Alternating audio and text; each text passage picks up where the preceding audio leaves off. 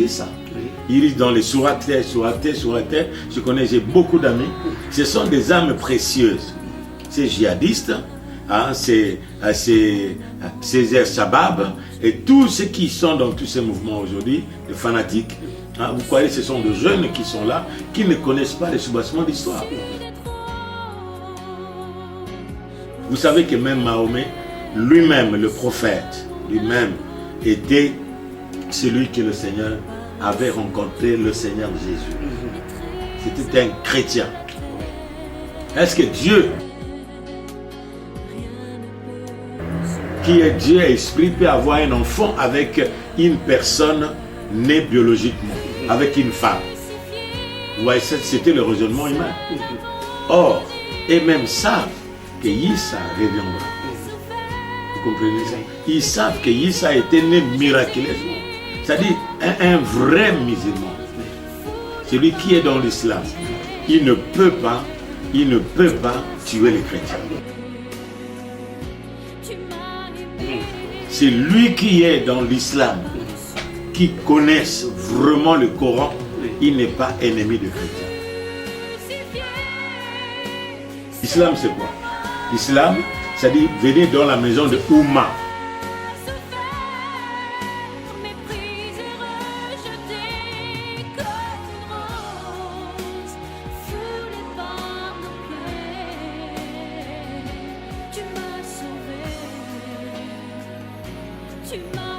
Au niveau de notre pays, on trouve que les pasteurs sont empoisonnés, il y a pas mal de choses. Qu'est-ce que vous en dites aujourd'hui par rapport à ceux qui font cette pratique-là? Les chrétiens ont peur entre eux, donc il y a une confusion aussi.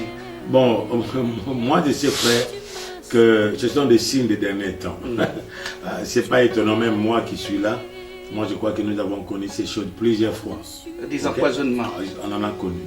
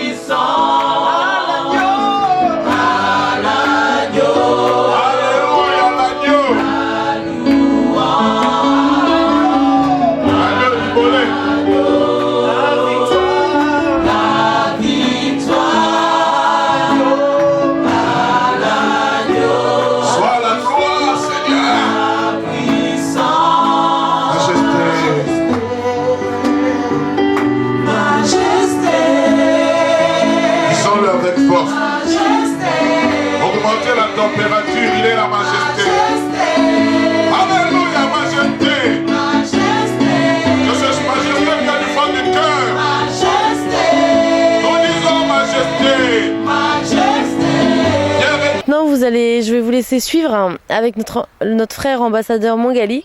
Quelques questions. Suivons ensemble. Bien-aimés dans le Seigneur, Shalom. Jésus-Christ dans vos maisons à partir de Bruxelles. Bruxelles est la capitale européenne. Donc aujourd'hui, le monde est en train de vivre dans la peur. On ne sait même pas différencier les pieds gauche ou droite. Donc moi qui vous parle, je suis sur la route comme pèlerin. Donc je voulais partir en Afrique du Sud. Dieu me dirige en Belgique. Je ne sais pas, les décès de Dieu sont insondables. C'était pour rencontrer un de ses serviteurs que j'ai connu quand j'étais encore, je crois, bébé. Donc quand il est arrivé, on a appris comment dire la, les, donc consonnes, voyelles dans la vie chrétienne. Donc c'est un honneur aujourd'hui de me mettre à côté de lui. Il s'agit de son serviteur, le pasteur Israël Sembe. Bonjour pasteur. Bonjour.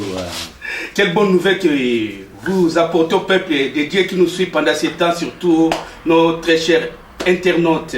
Donc vous venez de l'Arche Massina au Congo, RD Congo. Ouais. Bon, nous saluons nos bien-aimés qui nous suivent par ces médias.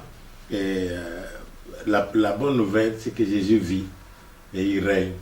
C'est la bonne nouvelle que nous apportons. Jésus vit, il règne. Voilà. Donc, pourquoi vous portez le prénom d'Israël? Vous avez 12 enfants aussi, peut-être? Je n'ai pas 12 enfants, mais je crois que mes parents m'ont donné ce nom d'Israël à dessein. Parce que des fois, les noms manifestent aussi le caractère. Vous savez, Israël était Jacob d'abord, et Dieu lui a donné d'Israël parce qu'il a combattu avec Dieu et il a arraché la bénédiction. Il a combattu aussi avec les hommes, il les a vaincus. C'est pourquoi mes parents m'ont donné ce nom, donc, prophétiquement. Et vous portez cela, vous êtes très calme, mais je ne sais pas quel est votre secret.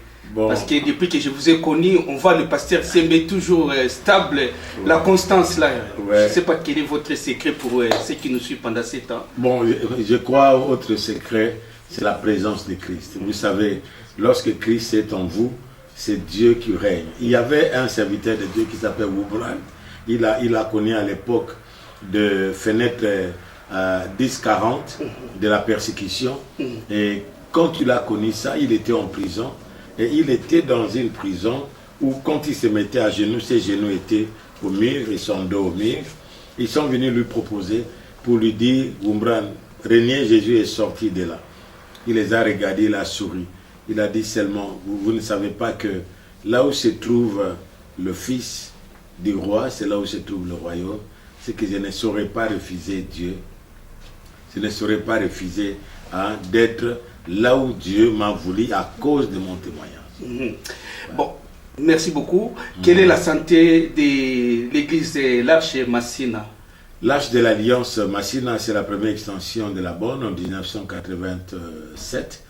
Nous sommes partis d'ici, c'est pourquoi vous avez vu que je suis allé dans cette nation qui m'avait accueilli, c'est-à-dire la Hollande, à l'époque à Amsterdam, il y a de cela 30 ans. Wow. Et je suis reparti de là parce que le Seigneur m'avait dit de quitter la Hollande pour rentrer au pays. Et je suis venu dans une conférence et j'allais rester ici en Europe. Mais en plein message, le Seigneur m'a dit clairement, au travers de ses serviteurs, même par la bouche de Billy Graham lui-même, vous venez chercher quoi? Vous, les Africains ici. J'étais dans son équipe d'évangélisation à l'époque. Et c'est là que ma vie a connu un tournant. Mais ce n'était pas facile pour la famille de quitter l'Europe et de rentrer au pays. Même, et des fois, je regrettais. Je disais, mais Seigneur, est-ce que je n'avais pas entendu la voix ou bien c'était toi? Mais, ça dit, humainement parlant dans la chair, j'étais effrayé parce que ma situation ne se faisait que je suis ingénieur, j'ai étudié à l'ISTA, vous comprenez ça? Mais je pouvais avoir du travail. Mais comment quelqu'un qui a étudié, et je suis venu aussi en Europe, non pas pour vagabonder, mais pour continuer mes études et aussi travailler. Mais finalement, le Seigneur me dit de rentrer au pays. Mais je crois que je ne regrette pas aujourd'hui de rentrer au pays. Il y a quand même un bénéfice. Ouais, un bénéfice plus encore parce que c'est qu'il avait confirmé la parole du Seigneur. Au travers, il a dit à Abraham, quitte ta nation, quitte ton pays, je te bénirai, je ferai de toi une source de bénédiction et aussi je rendrai ton nom grand. Et toutes les postérités, au travers de ta postérité, tu béniras les nations. Oui. Pasteur, avant de vous laisser, je sais que l'État est jaloux, vous allez prêcher tout à l'heure. Quel message que vous allez apporter au peuple dédié en Europe et ceux qui ne connaissent pas Christ? Bon, j'aimerais apporter ce message que nous avons partagé ce matin dans la confrontation spirituelle des derniers temps. Qu'ils lisent Apocalypse chapitre 12 ou qu'ils voient ce qui se passe actuellement, c'est une confrontation spirituelle. Vous savez, il est dit dans la Bible que quand l'enfant voulait naître, cette femme voulait enfanter l'enfant. Cette femme, c'est Israël, ok? Qui a 12 tribus, où nous voyons les 12 étoiles. Et l'enfant qui allait naître, c'est le Christ. C'est-à-dire, nous voyons à la fois Israël, le Christ est venu aussi Israël, et il y a Église. Vous voyez ça? C'est l'Église qui est née au travers de Christ. Et nous voyons la nation d'Israël. Et vous voyez, la Bible nous dit qu'il y a guerre. Cette guerre que nous voyons, qui est matérielle, qui est physique, que nous sommes en train de voir, cette guerre a le soubassement au ciel. Celui qui a été précipité au ciel, avec un tiers des anges, c'est un esprit. Vous voyez ça? Comme c'est un esprit, il ne séduit que ceux-là qui sont faibles, qui n'ont pas Christ. Il les séduit. Il les séduit par la doctrine, par les enseignements. Hein? Bon, il y aura des faux prophètes, il y aura des faux docteurs. Il les séduit aussi par des violences, par des guerres. Qui se retrouvent comme Saul alors. Voilà, voilà, vous voyez ça. C'est-à-dire, c'est ce qui se passe aujourd'hui. Alors, ce qui se passe aujourd'hui même, moi je crois que la Bible nous dit, ils l'ont vaincu. Il est dit, réjouissez-vous cieux. Et ceux qui habitent le ciel, qui habite le ciel? Ce n'est pas les anges. Vous savez qui habite le ciel? Nous sommes des ciellois sur la terre. Amen. Vous comprenez ça? Il est dit qu'il nous a ressuscités, il nous a fait asseoir avec lui dans le lieu céleste. C'est-à-dire nous sommes des citoyens du ciel en Amérique, ici en Belgique et en France. Et cette lutte-là qui était au ciel, c'est cette lutte qui se manifeste maintenant par ceux-là qui ne veulent pas de Dieu, qui vivent la religion. Vous savez, il y avait, il est dit que les dragons rouges, vous savez, vers 1700, c'est alors qu'il y a eu la Révolution française, vous voyez ça? Et les Français, l'Europe a détrôné Dieu et ils ont placé le Dieu de la raison. Il y avait un livre qui était écrit, Dragon Rouge. Pour ceux qui connaissent l'histoire de la Révolution française, ils me suivent, ils doivent chercher ça. Dragon Rouge. C'est ce dragon rouge. Le dragon, quand il vient, un serpent, il vient, il veut faire quoi? Il détruit. Il détruit. Quand il vient, il tue. C'est ce que nous sommes en train de voir. Et il veut le sang. C'est ce que nous avons vu.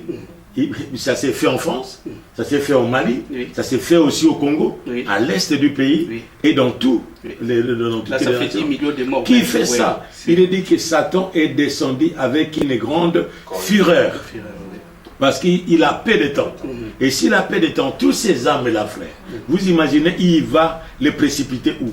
En enfer. Il va les précipiter en enfer, sans qu'ils ne veillent. Vous voyez ça? Ça, c'est sa méthode qui veut aller. L'enfer n'a pas été créé pour l'homme, mais pour Satan. Et ses acolytes. Et ses acolytes. Ceux-là qui les suivent. Maintenant, il y en a combien qui vont partir? C'est pourquoi nous avons la responsabilité d'annoncer la bonne nouvelle. Mais les chrétiens ont peur. Voilà, il est dit que ne crains point. Ils l'ont vaincu à cause du sang de l'agneau et par les paroles de leur témoignage. Ils n'ont pas craint la mort. Mais face aux djihadistes, ils disent, voilà, quand je parle comme ça, et vous avez parlé aussi de Mahomet qui était chrétien, est-ce que si vous pouvez confirmer? Non, vous savez, le problème qui tue, le problème actuellement, c'est la religion. Vous savez, la religion n'est pas Dieu, et Dieu n'est pas dans la religion. La religion, c'est un mot grec qui dit, ou latin, rédical, c'est une corde qui est coupée. Le début du corde ne peut pas se nouer soi-même. Lorsque l'homme a péché, il était séparé d'avec Dieu, il est resté de l'autre côté, n'est-ce pas ça? Et Dieu est resté de l'autre côté. Il y a un gouffre. Mais pour que l'homme vienne vers Dieu, pour que Dieu vienne vers l'homme, il faut qu'il y ait quelqu'un. C'est Dieu qui est venu vers l'homme, par Jésus-Christ. Et là même dans leur Coran, ils reconnaissent. Ils reconnaissent ça. Ils lisent dans les sourates, je connais, j'ai beaucoup d'amis. Ce sont des âmes précieuses. Ces djihadistes, ces Shabab, et tous ceux qui sont dans tous ces mouvements aujourd'hui, les fanatiques, vous croyez que ce sont de jeunes qui sont là, qui ne connaissent pas les soubassements d'histoire. Vous savez que même Mahomet, lui-même, le prophète, lui-même, était celui que le Seigneur avait rencontré, le Seigneur Jésus. Il est là. Et regarde ce que Saul a fait. Saul, lorsqu'il a touché l'église, le Seigneur était au ciel. Il le regardait. Il a vu. Un jour, ce même Saul, nous croyons, frères et sœurs, que tous ces djihadistes, c'est pourquoi au temps de Ramadan, lorsque vous écoutez cela, frères et sœurs, le Seigneur est en train d'opérer de miracles tellement. Amen. Les imams se convertissent. Amen. Amen. Amen. Même les plus extrêmes se convertissent au Seigneur. Amen. Et nous prions et nous gênons. Nous disons, Seigneur, étends ta main. Étends ta main. Ce sont des armes précieuses. Amen. Celui qui connaît la valeur de l'ouvrage, c'est celui qui l'a fabriqué. Amen. Celui qui connaît la valeur de toutes ces armes, ce n'est pas tous ces slogans que Mohamed lui-même n'a pas dit. Vous savez que Mohamed lui-même n'a pas dit. Il était un chrétien. Vous le savez? Non. Mahomet était un chrétien. Il s'était converti. Pourquoi dans les caravanes, là où il allait dans les caravanes, il s'est rencontré avec, avec un groupe de chrétiens. Il a donné son cœur au Seigneur. Et à cause de la confusion, comme je vais venir là, de la séduction doctrinale et spirituelle, il y a la violence. De l'autre côté, une séduction qu'on séduit les enfants. Maintenant, agir de l'autre côté, de l'autre extrême, mais il y a une séduction. Le pasteur, quand il est arrivé, il avait prêché ça dans l'église à l'Arche. C'est une autre extrême. La séduction religieuse, la séduction de la foi. Là où le Seigneur a dit, quand il viendra, trouveras-tu la foi. Et de l'autre côté, il y a une autre séduction. Séduction des extrémistes qui sont séduits par l'argent. Qui sont séduits à cause de la fausse religion. Et lorsque Mahomet est arrivé quelque part, c'était un groupe qui allait dans l'Arabie. Et cette caravane, sa femme, il s'est marié avec Khadija. C'était une femme. Elle avait beaucoup d'affaires. Elle faisait des affaires. Et quand il s'est converti, il y a eu une confusion comme la confusion règne aujourd'hui. Vous savez que nous, les chrétiens, nous sommes responsables. Des fois, à cause d'un petit rien, vous savez, le communisme est venu comment? Le communisme est venu à cause de disputes entre qu'est-ce qu'on doit mettre, quelle nappe on doit placer sur la table de la Sainte-Seine. Est-ce une nappe blanche ou rouge? C'était la dispute entre les orthodoxes et les évangéliques. Vous comprenez ça? Et les orthodoxes sont restés. Mais les évangéliques ont été chassés. La religion, l'opium du peuple. C'est venu comment? Est-ce que vous le savez? La même chose avec l'islam. Et lorsqu'il y a eu dispute, Dieu a eu un fils. Comment un Dieu qui est esprit peut avoir un fils avec une femme? C'est ça la raison de la vérité. Et dans cette confusion-là, comme cette confusion est dans nos têtes, même nous aujourd'hui, lorsque quelqu'un vient vers vous, il te dit, mais Dieu lui-même, il est le Père, il est le Fils, il est le Saint-Esprit. Quand Jésus a dit, celui qui m'a vu a vu le Père, et aujourd'hui ce sont des disputes, des bêtises. Des bêtises. Qui peut expliquer l'inexplicable? Amen. Cette ampoule est là, je peux expliquer l'ampoule? Qui est là? Est-ce que je peux expliquer? D'où vient la lumière? Et l'ampoule qui est là? Une lampe fluorescente qui est là-bas. Il y en a combien d'éléments qui sont là? Combien je peux expliquer ça? Il ne faut pas chercher. Les choses cachées sont pour Dieu. Les choses révélées, ce sont pour nous. C'était un chrétien. Oui. Vous les confirmez là. Si l'imam qui me suit maintenant, qui connaisse l'histoire, il peut me suivre ça. Il s'était converti par ce qu'on appelle, il y avait un groupe de chrétiens qui étaient là, qui étaient à l'époque en Arabie, qu'on appelle les monophysistes. Oui. Les monophysistes allaient annoncer l'évangile, lui les a rencontrés. Mais il y avait une confusion dans les chrétiens. Est-ce que Dieu, qui est Dieu esprit, peut avoir un enfant avec une personne née biologiquement, avec une femme? Ouais, c'était le raisonnement humain. Or, eux-mêmes savent que Issa reviendra. Vous comprenez ça? Ils savent que Issa a été né miraculeusement. C'est-à-dire un vrai musulman. Celui qui est dans l'islam, il ne peut pas tuer les chrétiens. C'est lui qui est dans l'islam, qui connaisse vraiment le Coran, il n'est pas ennemi des chrétiens. Il ne peut pas ramener les âmes. Et vous savez autrefois, les djihadistes que les gens utilisent aujourd'hui pour tuer, c'était un mouvement missionnaire dans l'islam. C'était un mouvement missionnaire. Là, ils ne tuaient pas. Non, ils ne tuaient pas. Ils allaient pour ramener les gens à venir dans la maison de Oumma. Islam, c'est quoi?